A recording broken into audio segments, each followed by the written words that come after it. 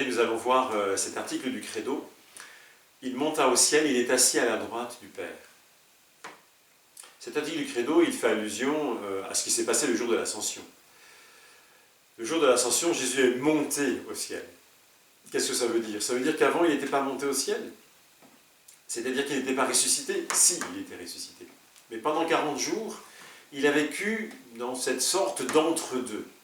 À la fois, il est pleinement ressuscité, son humanité est totalement remplie de la puissance de l'Esprit Saint, il échappe aux contingences des lois spatiales et temporelles, mais en même temps, il demeure corporellement présent, visiblement présent, avec ses disciples sur cette portion de la terre qu'est Israël.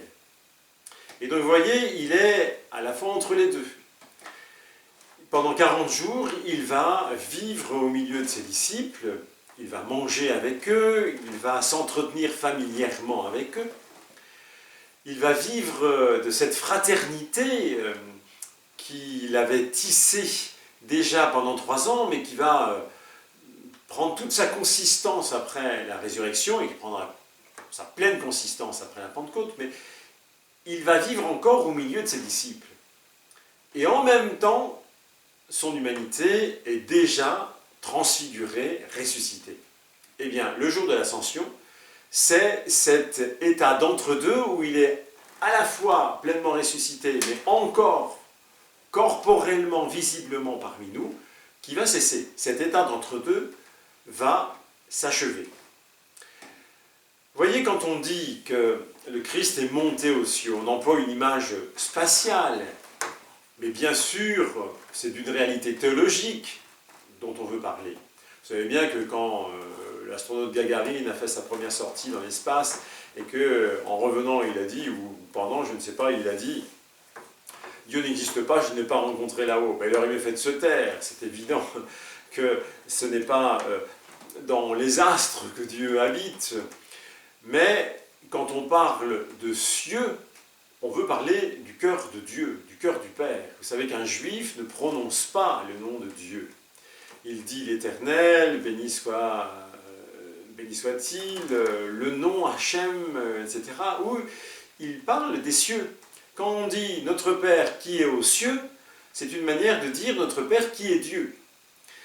Eh bien, le Christ, quand on dit qu'il est monté aux cieux, eh bien, c'est identiquement la même manière de dire qu'il est Dieu, qu'il est maintenant dans son humanité, car de toute éternité, en tant que Verbe éternel, il est l'égal de Dieu, mais avec son humanité, il est pleinement en Dieu. Il a le rang qui l'égalait à Dieu, comme dit saint Paul. Et donc vous voyez, on emploie une image, mais qui est pour désigner une réalité théologique.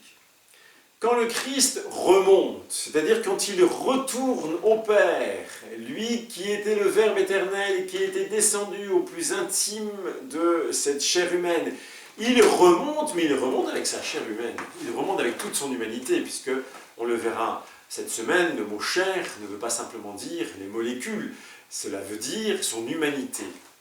Il remonte avec toute son humanité, mais son humanité, c'est-à-dire tout ce qui fait son être humain, à la fois son corps, mais aussi ses sentiments, son esprit humain, sa conscience humaine, est dilaté aux dimensions du cœur du Père.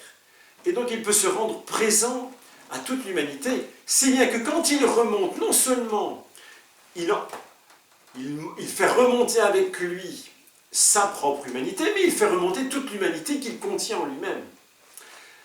Je cite souvent ce dessin d'un enfant, il y a quelques années, un enfant de CE2 qui, pour exprimer ce qu'était l'ascension, avait installé des nuages, un trône au milieu des nuages, Dieu le Père au milieu des nuages, et puis Jésus qui montait vers Dieu le Père, suivi de ses disciples, et il y avait une bulle qui sortait de la bouche de Jésus qui disait « Bonjour mon Père, je suis ton Fils, je t'ai amené mes frères. » Splendide.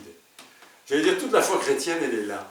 Ce petit théologien en herbe, il avait tout compris. Vous voyez, l'ascension, c'est pas simplement l'ascension du Christ, quand il dit « il est monté aux cieux », c'est pas simplement son humanité, mais c'est toute l'humanité. C'est toute l'Église qui monte avec le Christ. On pourrait dire c'est un peu comme l'ascension d'un sommet. Le Christ est le premier cordé par l'Esprit Saint. Il va tirer toute l'Église à lui, vous voyez. Et l'Église fait cette lente ascension, elle n'est pas finie, nous sommes en marche.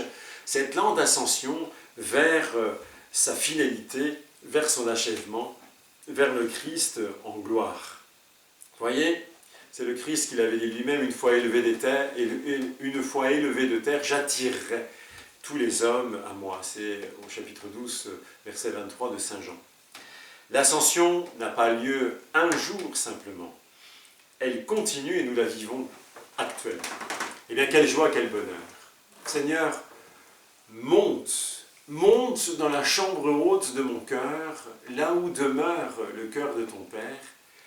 Entraîne-moi dans ton ascension, que ma vie soit cachée en Dieu,